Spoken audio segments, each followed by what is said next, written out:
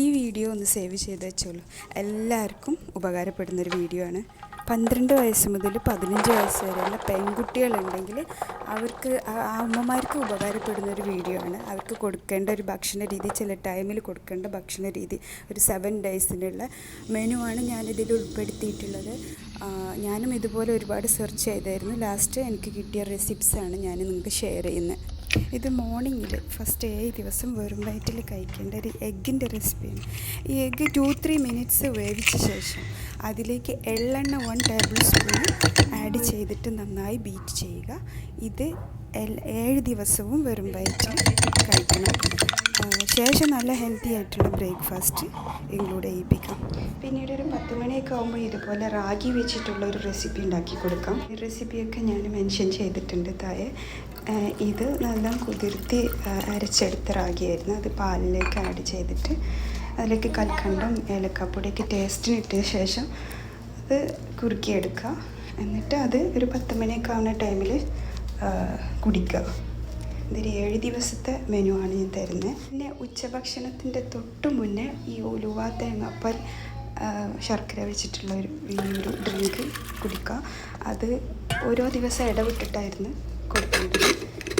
Mention ചെയ്തിട്ടുണ്ട് അതിൻ്റെ അളവുകളൊക്കെ. ഇതുണ്ടാക്കിയിട്ട് ഈ വെള്ളം ഉണ്ടാക്കിയിട്ട് ഫ്രിഡ്ജിൽ വെക്കുമായിരുന്നു. ശേഷം ഈ ഓരോ ദിവസം ഇടവിട്ടിട്ട് കുട്ടിക്ക് കൊടുക്കുക. അത് തേങ്ങാപ്പാൽ ആഡ് ചെയ്തിട്ട് അതിൻ്റെ അളവൊക്കെ ഞാൻ താഴെ കൊടുത്തിട്ടുണ്ട്. അതുപോലെ നല്ല ടേസ്റ്റാണ്. ശർക്കരയും ചേർക്കുന്നുണ്ട്. അതിൻ്റെ ഉലുവൻ്റെ കയ്പ്പ് മാറാൻ വേണ്ടിയിട്ട് ശർക്കര ചേർത്തിട്ടുണ്ട്. സേവ് ചെയ്ത് വെച്ചോളൂ, നന്നായി ഉപകാരപ്പെടും. ഒരുപാട് സെർച്ച് ചെയ്തിട്ടുണ്ട്. ഈ 7 ഡേയ്സിൽ എന്തൊക്കെ കുട്ടികൾക്ക് കൊടുക്കാമെന്നുള്ളത്, നമ്മൾ കേരള സ്റ്റൈലിൽ എന്തൊക്കെയാണ് കുട്ടികൾക്ക് കൊടുക്കാൻ പറ്റുക എന്നുള്ളത് ചോദിച്ച് അന്വേഷിച്ച് കണ്ടെത്തിയ റെസിപ്പിയാണ്. ഇത് കുടിക്കാൻ കൊടുക്കുക. പിന്നെ ഇതും വേണമെങ്കിൽ ഇൻക്ലൂഡ് ചെയ്യുക. അത് ചെറിയുള്ളി ശർക്കരയിൽ നന്നായിട്ട് കമ്പൈൻ ചെയ്തതിന് ശേഷം കുട്ടികൾക്ക് കൊടുക്കാൻ പറ്റും ഫുഡിന് ശേഷമൊക്കെ. പിന്നെ ഞാൻ കാണിക്കുന്നത് ഈത്തപ്പഴ ലേഹത്തിൻ്റെ റെസിപ്പിയാണ്. ഇത് 1 മന്ത് വരെ കേടുകൂടാതെ കീപ്പ് ചെയ്യാൻ പറ്റും ഫ്രിഡ്ജിലായിട്ടൊക്കെ. ഇതിൻ്റെ ഡീറ്റെയിൽസും അതിൻ്റെ അളവുകളൊക്കെ ഞാൻ താഴെ മെൻഷൻ ചെയ്തിട്ടുണ്ട്. അതേ അളവിലെടുത്തിട്ട് ഇത് ഉണ്ടാക്കിയിട്ട് ഒരു കുപ്പിയിൽ സ്റ്റോർ ചെയ്ത് വെക്കാം. ഇത് 1 മന്തിൽ കുട്ടിക്ക് കൊടുക്കാൻ പറ്റും. എപ്പോൾ വേണമെങ്കിലും കൊടുക്കാം. ഈവനിങ്ങിലോ ഒക്കെ നിങ്ങൾക്ക് സൗകര്യമുള്ള ടൈമിൽ കൊടുത്തിട്ട് 1 ടേബിൾ സ്പൂണ് ഡെയിലി ഇത് കഴിക്കാം. ഇതിൻ്റെ വീഡിയോ ഞാൻ സെപ്പറേറ്റ് ഇടാൻ ഉദ്ദേശിക്കുന്നുണ്ട്. ഇത് കുറച്ച് ടൈം എടുക്കുന്നൊരു പ്രൊസീജിയറാണ്. എന്നാലും 1 മന്തിന് വേണ്ടിയിട്ട് ഉണ്ടാക്കുമ്പോൾ അതൊരു വേർത്താണ്. നെയ്യിലാണ് ഉണ്ടാക്കുന്നത്. നന്നായി വറ്റിച്ചെടുക്കണം. അതിലേക്കുള്ള പൊടികളും അതിൻ്റെ ഡീറ്റെയിൽസൊക്കെ അതിൽ മെൻഷൻ ചെയ്തിട്ടുണ്ട്. പിന്നെ ശർക്കര അത് മധുരത്തിനനുസരിച്ചാണ്. ഞാൻ ഈ അളവാണ് ആഡ് ചെയ്തിട്ടുണ്ടായിരുന്നത്. ടേസ്റ്റ് ഉണ്ടായിരുന്നു. ഇത് 1-ാം പാലാണ് തേങ്ങയുടെ.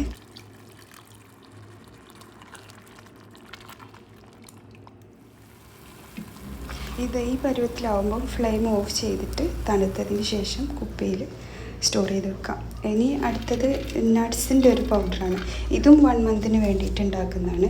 കുട്ടികൾക്ക് 1 മന്ത് 1 ടേബിൾ സ്പൂണോ അതല്ലെങ്കിൽ 2 ടേബിൾ സ്പൂണൊക്കെ ആയിട്ട് കൊടുക്കാൻ പറ്റും. ഇതിൽ ആഡ് ചെയ്യുന്ന നട്ട്സ് എന്തൊക്കെയാണെന്നൊക്കെ ഞാൻ അതിൽ മെൻഷൻ ചെയ്തിട്ടുണ്ട്. അതുപോലെ ആ അളവിന് എടുത്ത ശേഷം ഓരോ സെപ്പറേറ്റ് ആയിട്ട് വറുത്തെടുക്കുക. അതിൻ്റെ കൂടെ അരി ആഡ് ചെയ്യുന്നുണ്ട്. ചോറിനുള്ള അരിയാണ്. കുറച്ച് ആഡ് ചെയ്തിട്ട് അത് നന്നായി വറുക്കുക. വറുത്തതിന് ശേഷമാണ് അതിലേക്ക് തേങ്ങ കഷ്ണങ്ങൾ ഇട്ടിട്ട് വീണ്ടും വറുത്തെടുക്കുക. ഇത് എള്ളാണ്. എള്ളും സെപ്പറേറ്റ് ആയിട്ട് വറുക്കണം, കൂടുതലായി പോകണ്ട. അതും ഇതെല്ലാം കുറച്ച് ജീരകമുണ്ട്. ജീരകവും അതുപോലെ വറുത്തെടുക്കുക. ഇതൊക്കെ തണുത്തതിന് ശേഷം സെപ്പറേറ്റ് പൊടിച്ചെടുക്കേണ്ടി വരും. എല്ലാ നട്ട്സും അവൈലബിൾ ആയിക്കൊള്ളുന്നില്ല. എന്തായാലും പീനട്ട് ഒഴിവാക്കണ്ട. നിങ്ങൾക്ക് ഇഷ്ടപ്പെട്ട നട്ട്സ് ആഡ് ചെയ്യാം. ഇപ്പോൾ ഈ കാണുന്ന ഈ ചേരുവകൾ ഇതൊക്കെ ഒന്നിച്ച് പൊടിച്ചെടുക്കുക. ശേഷം ബാക്കിയുള്ള നട്ട്സൊക്കെ അതും സെപ്പറേറ്റ് ആയിട്ട് പൊടിച്ചെടുക്കാം. ഇടയ്ക്കിടയ്ക്ക് ഇതുപോലെ കൽക്കണ്ടൊക്കെ ചേർത്ത് കൊടുക്കാം കേട്ടോ, മധുരത്തിന് ആവശ്യാനുസരണം.